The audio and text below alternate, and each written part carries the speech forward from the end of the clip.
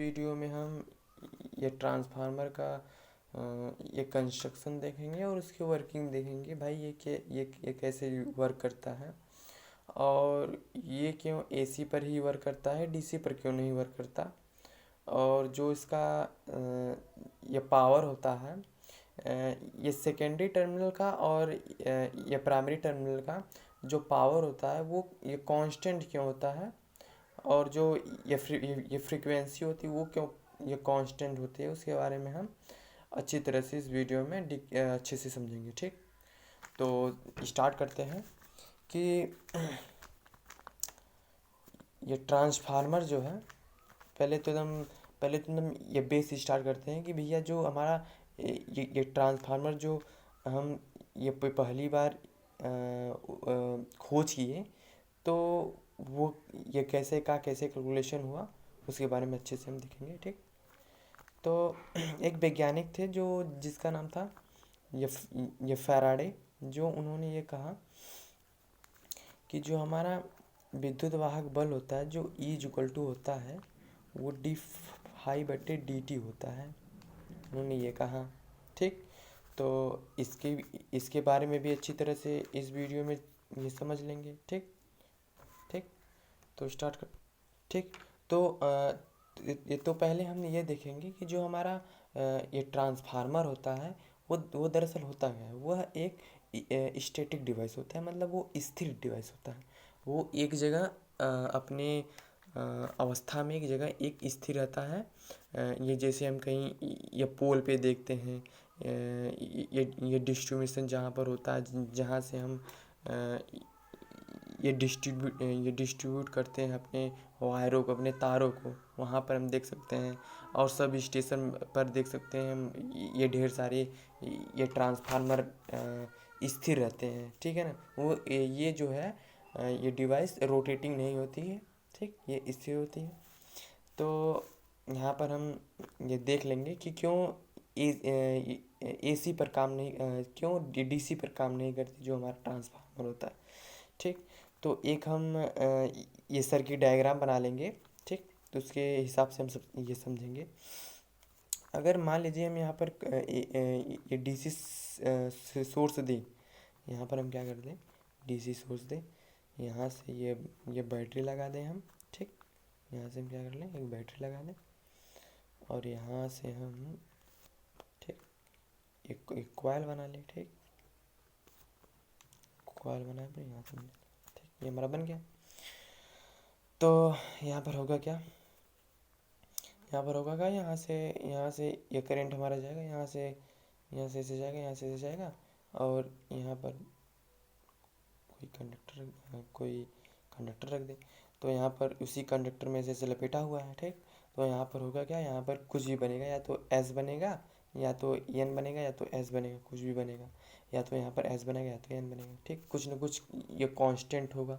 ठीक, या तो N होगा तो N होगा, यहाँ पर S होता है ऐसे रहेगा। ठीक, किस पोजीशन पर, जब ये डीसी सोर्स हो तब, जब डीसी सोर्स हो तब।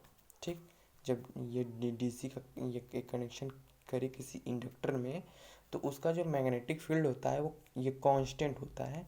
अगर N है तो N होगा, S है तो S होगा। ठीक, तो यही जो है कि ये डिसएडवांटेज है कि जो ये ट्रांसफार्मर होता है ये डीसी पे कार्य नहीं करता, वर्क नहीं करता। ठीक, तो जब हम यहाँ पर N और S किए, तो यहाँ पर ये जो हमारा ये जो पार्ट है इसे हम कहते हैं क्या, ये प्राइमरी पार्ट क्या कहते हैं, ये प्राइमरी पार्ट। और जो ये हमारा जो होता है, यहाँ पर हम एक और बना दे रहे हैं। ठीक, यहाँ पर एक कोई कंडक्टर लगा दे रहे हैं बीच में, फिर यहाँ से हम ये गैल्वेनोमीटर से जोड़ दे रहे हैं। ठीक, ये जो हो गया, ये दिस इज ये सेकेंडरी पार्ट। ठीक है ना, सेकेंडरी पार्ट है तो सेकेंडरी या बाइंडिंग भी कर सकते हैं, क्योंकि ये बाइंडिंग जो लगा होता है ना, इसलिए हम सेकेंडरी बाइंडिंग कर सकते हैं। क्योंकि मुद्दा जो होता है ये बाइंडिंग का होता है। ये जो हमारा ये वायर इस सब का नहीं होता, होता है बस इसी का, तो इसीलिए हम सेकेंडरी बाइंडिंग कहते हैं।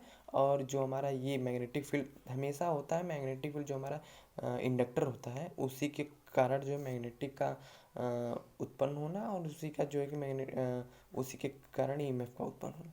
तो इसीलिए जो है कि ये प्राइमरी बाइंडिंग कह सकते हैं और इसे सेकेंडरी बाइंडिंग कहते हैं। ठीक, मेन मुद्दा ये बाइंडिंग का ही होता है बस, और कुछ नहीं। तो यहाँ पर होगा क्या कि जब हम यहाँ पर जो हमारी ये होगी जो ये मैग्नेट रेखाएं होंगी, जो विद्युतीय जो चुंबकीय क्षेत्र रेखाएं होंगी, वो कैसे होंगी, ये कुछ ऐसे होंगी, कुछ ऐसे होंगी, ऐसे कुछ होंगी। ठीक, कुछ ऐसे होंगी। तो जब ऐसे होंगी तो जब अगर मान लीजिए ये सर्किट मेरे हाथ में है, ठीक, जब मेरे हाथ में है तो इस मैग्नेटिक फील्ड में जब हम लाएंगे ना, तो ये जो रेखाएं हैं, मैग्नेटिक जो रेखाएं हैं, ये क्या करेंगी, इस कंडक्टर को, इस इंडक्टर को कट करेंगी। जब इस इंडक्टर को कट करेंगी तो इसमें ईएमएफ जनरेट होगा, इसमें एक करंट जनरेट होगा, ईएमएफ जनरेट होगा। तो वो ईएमएफ ये क्या होगा, ये करंट इलेक्ट्रॉन, तो ये दरअसल कंडक्टर में फ्री इलेक्ट्रॉन होते ही हैं, बस क्या होंगे कि ईएमएफ जनरेट होंगी। तो ईएमएफ के ये का कारण क्या होंगे, जो हमारी ये गैल्वेनोमीटर आउटपुट पर लगे हैं उसमें विक्षेपित होंगे। ये जो हमारी ये गैल्वेनोमीटर में क्या होंगी, हल्का से जो हमारी सुई होंगी वो क्या होंगी, हल्का से विक्षेपित होंगी। तो इससे हम ये जान जाएंगे कि जो हमारा सर्किट है उसमें ये वोल्टेज आ रही है। ठीक, वोल्टेज उसमें आ रही है किसके कारण, जब यहाँ पर हम उसके क्षेत्र में लाए तब, जब लाने में वोल्टेज आएगी। अगर यहीं पर स्थिर ये कर दिए तो वोल्टेज तुरंत बंद हो जाएगी। क्यों?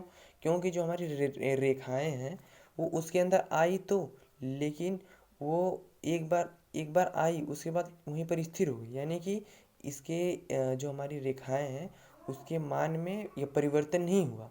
इसलिए जो है कि ये जो हमारा वोल्टेज आउटपुट पर है वो जो है ये प्राप्त नहीं होगी, और जो ये गैल्वेनोमीटर उसमें एक करंट नहीं आएगी, और जो हमारा सुई है वो विक्षेपित नहीं करेंगी।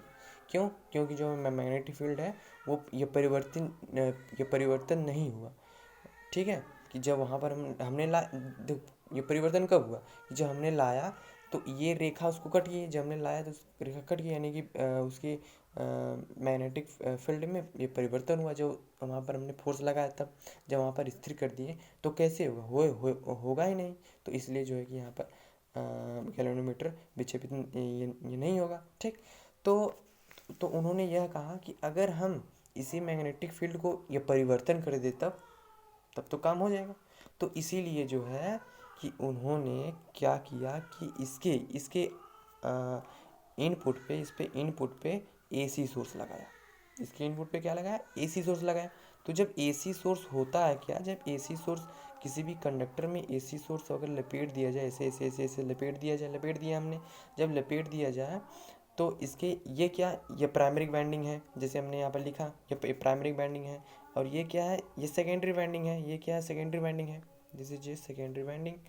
तो जब ये सेकेंडरी ये बाइंडिंग है तो यहाँ पर होगा क्या कि जब सेकेंडरी बाइंडिंग पे हमने ये क्या लगाया, ये गैल्वेनोमीटर लगाया। तो हमने यहाँ पर ये गैल्वेनोमीटर यहाँ पर हम लगा देंगे। जब हमने ये लगा दिया तो होगा क्या कि जब यहाँ से मान लीजिए एसी में होता क्या है, एसी में जो होता है समय के साथ ये परिवर्तन होता है। जैसे कि ये साइनसोइडल चलता है, समय के साथ क्या होता है, परिवर्तन होता है। एक बार प्लस हो गया तो एक बार माइनस होगा। ठीक, यहाँ पर क्या था, निश्चित था एकदम, ये समय के साथ ये परिवर्तन नहीं होगा, एकदम निश्चित था। यहाँ पर जो ये डीसी सोर्स था, अगर ये प्लस जाएगा तो ये प्लस जाएगा, माइनस जाएगा तो ये माइनस जाएगा। तो इसलिए जो हमारा मैग्नेटिक फील्ड था उसमें भी ये कांस्टेंट था, ये परिवर्तन नहीं होता था। ठीक, लेकिन इसमें क्या होगा कि जब अगर जब मान लीजिए यहाँ पर प्लस है, यहाँ पर माइनस है, यहाँ पर क्या था, plus plus plus plus plus था, plus plus plus plus plus था, यहाँ से हमने माइनस लगा दिया तो ये कांस्टेंट था।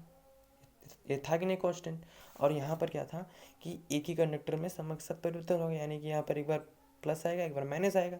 तो हमने जब ये प्लस देखा था तो इसमें क्या था, एन था, कुछ भी था, एन या एन कुछ भी था। वो जो ये फेरों की संख्या पर ये निर्भर कर पेच का नियम के अनुसार जो है कि उसका एन एस ये डिफाइन करते हैं, तो उसको अभी नहीं देखेंगे। ठीक, तो यहाँ पर ये मान लीजिए इसके अनुसार अगर मान लीजिए कि इसके ये पॉजिटिव सिरा पर एन है, तो यहाँ पर भी ये मान लेंगे इसके पॉजिटिव सिरा पर मान लीजिए यहाँ पर एन हो गया कि नहीं हो गया। तो जब एन हो गया तो जब जब ये क्या, इसे हम एस मान लेंगे। ठीक, इसके नेगेटिव सिरा क्या मान लेंगे, एस मान लेंगे, तो यहाँ पर हम एस मान लेंगे। ठीक, ये मान रहे हैं ये दरअसल है नहीं ये। ठीक, इसको ये देखना पड़ेगा पेच के नियम अनुसार। ठीक, तो हमने ये मान लिया, यहाँ पर एन मान लिया, यहाँ पर एस मान लिया हमने। ठीक, यहाँ पर हमने एस मान लिया। तो ये किस कंडीशन में है, एक कंडीशन में जब ये वाला प्लस होगा, ये वाला माइनस होगा, तब कंडीशन में है। जब एक बार और जब ऊपर गया, ठीक, फिर नीचे है, मतलब कि तब क्या होगा, अगर एक बार प्लस हो गया एक बार माइनस हो गया, तब एक बार फिर यहाँ पर माइनस होगा, यहाँ पर प्लस होगा, ये दूसरे कंडीशन में। तो हो गया क्या, जब एक बार ऊपर गया तो यानी ये प्लस में आया, जब प्लस में आया, जब ये माइनस में आने कंडीशन में ये हुआ, जब यहाँ पर धीरे धीरे होगा, तो इसका जो मैग्नेटिक फील्ड होगा वो भी तो ये वीक होगा। जब ऊपर जाएगा तो स्ट्रॉन्ग मैग्नेटिक फील्ड हो जाएगा, जब यहाँ पर धीरे धीरे धीरे जब आएगा तो इसका मैग्नेटिक फील्ड जो होगा वो भी लूज होने लगेगा। जब लूज होने लगेगा तो इसका रेखा भी लूज होने लगेगी। तो मान लीजिए कि जब इस समय जो है हमारा मैग्नेटिक फील्ड बहुत ही स्ट्रांग था, बहुत ही स्ट्रांग, मान लीजिए इतना था, तो अगर जब यहाँ से यहाँ तक आया तो क्या होगा, इसका जो मैग्नेटिक फील्ड होगा वो भी वीक होने लगेगा। तो मान लीजिए ये वाला हमारा रेखा जो था, ये जो कट करते करते यहाँ तक आने लगी, यही वाली रेखा है, कट करते यहाँ तक आने लगी। तो यहाँ से कट करने में यहाँ से कट किया यहाँ तक, जो कट किया वो वही तो है, मतलब कि डिफ्लेक्ट तो किया, मतलब ये परिवर्तन तो किया, मैग्नेटिक फील्ड में ये परिवर्तन तो हुआ। किसके कारण, यहाँ पर फोर्स हमने लगाया नहीं, यहाँ पर फोर्स ये लगाया था इसलिए जो है कि आया था, लेकिन यहाँ पर हमने फोर्स भी नहीं लगाया, ये एक स्थिर अवस्था में हमने रखा, यहाँ पर एक स्थिर अवस्था में हमने रखा। और यहाँ पर एसी सोर्स लगाने पर इसके जो है कि मैग्नेटिक फील्ड में ये परिवर्तन हुआ, पहले हाई था तो यहाँ था, फिर लूज होने लगा तो यहाँ पर ऐसे ऐसे आने लगा, तो यानी कि इस कंडक्टर में ये डिफरेंस पैदा किया। तो उसी डिफरेंस के कारण जो है इसी कंडक्टर में ये क्या उत्पन्न हुआ, ईएमएफ उत्पन्न हुआ। जब ईएमएफ उत्पन्न हुआ तो ये गैल्वेनोमीटर हमारा क्या था, सुई जो है कि विक्षेपित होने लगा कि भैया इसमें करंट आने लगी, इसलिए तो ये बताने लगा। तो वैज्ञानिक भैया ये माने कि जो हमारा अब हम जो ट्रांसफार्मर बनाने जाने वाले हैं वो क्या है, सिर्फ एसी सर्किट पर ही काम करेगा, डीसी सर्किट पर काम नहीं करेगा। तो उन्होंने ये बताया। तो उसके बाद इन्होंने ये बताया। ठीक, तो हमने ये देख लिया आराम से। ठीक, एक बार और देख लेते हैं कि जब हमने ऊपर यहाँ पर अगर मान लीजिए करंट हमारा यहाँ पर गया तो यहाँ पर ये पॉजिटिव स्ट्रॉन्ग यहाँ पर मैग्नेटिक फील्ड बनेंगे। जब यहाँ पर ऐसे से आया तो वीक होने लगेंगे, मतलब यही हमारा जो रेखा होंगे मैग्नेटिक रेखा वो धीरे धीरे कम होने लगेंगे। जब कम होने लगेंगे तो यहाँ पर जब निगेटिव जाएगा तो यहाँ पर क्या होने लगेंगे, एस बनना स्टार्ट करेंगे। जब एस बनना स्टार्ट करेंगे फिर मैग्नेटिक फील्ड स्ट्रांग हो जाएंगे यहाँ पर, फिर उसके बाद कम होने, फिर यहाँ पर लूज हो जाएंगे। तो यही जो है हमारा मैग्नेटिक फील्ड का घटना बढ़ना, ये क्या किसी कंडक्टर में घटना बढ़ना इसमें ईएमएफ उत्पन्न ये करता है। ठीक है ना, वही घटना बढ़ना किसी भी कंडक्टर में ईएमएफ उत्पन्न करता है। किसके अनुसार, ये देखिए, ये फैराडे के नियम अनुसार, जो ये फैराडे ने यह परीक्षण छुपके से किए थे भैया। ये होता है कि जब ईएमएफ कब उत्पन्न होता है, कि जब किसी भी कंडक्टर में मैग्नेटिक फील्ड का परिवर्तन हुआ। जैसे हमने बताया मैग्नेटिक फील्ड का परिवर्तन हुआ, डी यानी डिफरेंस, मैग्नेटिक फील्ड में डिफरेंस हुआ किसी भी ये समय में, किसी भी डिफरेंशियल समय में मैग्नेटिक फील्ड का डिफरेंस हुआ किसी भी कंडक्टर में, तो उसमें ये क्या उत्पन्न होने लगेगी, ईएमएफ उत्पन्न होने लगेगी। क्या होने लगेगी, ईएमएफ उत्पन्न होने लगेगी। वही ईएमएफ उत्पन्न यहाँ पर होने लगी। तो ये गैल्वेनोमीटर से हमने ये क्या कर लिया, माप लिया तो हमने यह देखा कि ये भाई अब हमें यहाँ पर फोर्स लगाने की ज़रूरत नहीं है। ये अल्टरनेटर पर यानी कि एसी करंट पर ये कार ये करने लगी है। अब जो है इससे हम आने वाली अगली पीढ़ी तक अपना कार ये कर सकते हैं। तो आते आते आते आते ये जो है कि हमारा ये ट्रांसफार्मर का वो हुआ, ये ट्रांसफार्मर ये डिवाइस बना जो अब तक ये बहुत ही यूज़फुल है। ठीक है, तो उसके बारे में अगले वीडियो में देखेंगे। ये ट्रांसफार्मर का जो वो कंस्ट्रक्शन वो भी देखेंगे और उसका वर्किंग वो भी देखेंगे। अभी हमने ये बेसिक देखा कि ये फैराडे के नियमानुसार कैसे कैसे क्या हुआ। ये जो हमने बताया ये सब ये किसने बताए थे? ये फैराडे ने बताए थे, जो एक वैज्ञानिक थे। ठीक ठीक है, आज इतना, बाकी अगले दिन देखेंगे। ठीक है, धन्यवाद।